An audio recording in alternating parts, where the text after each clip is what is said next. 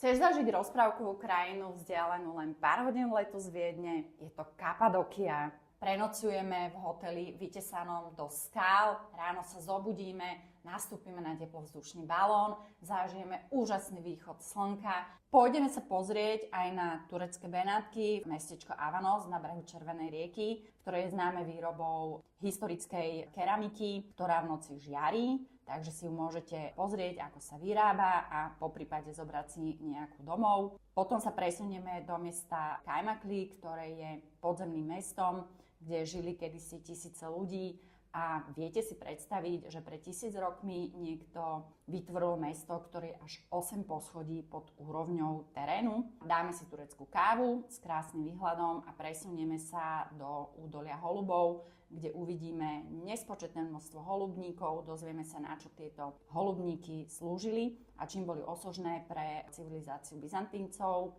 Po dôkladnej prehliadke Kapadokie sa presunieme do Istanbulu, kde navštívime modrú mešitu, dozvieme sa, čo zvláštne visí z nádherného tepaného lustra v tejto mešite a akú to plní funkciu. Pôjdeme sa pozrieť do Hagia Sophia, o ktorej možno málo kto z vás vie, že slúžila ako byzantínsky kostol, bola neskôr prestavená na mešitu.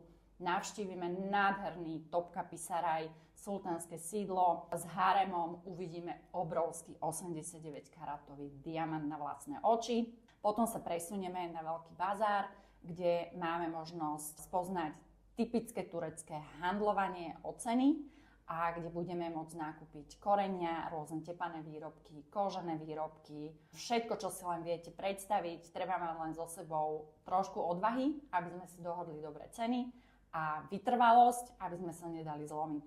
Ochutnáme v Istanbule obrovské sladké gaštany, ktoré sú veľké ako menšie vajce, sladké ako lepidlo. Pochutnáme si na vynikajúcej baklave od Hafiz Mustafa, čo je sultánsky dodávateľ baklavy a naozaj lepšie baklavy v Istanbule určite nenájdete. Môžeme sa ísť pozrieť na uličku, ktorá ústí až k Bosporu, je nádherný výhľad odtiaľ a keď zapadá slnko, tak je more sfarbené do staro-ružová a uličkou sa kotúla dym z okolitých reštaurácií, kde sa na čerstvo pečie mäso, takže si môžeme dať vynikajúcu typickú večeru v ruchu veľkomesta, ale medzi domácimi.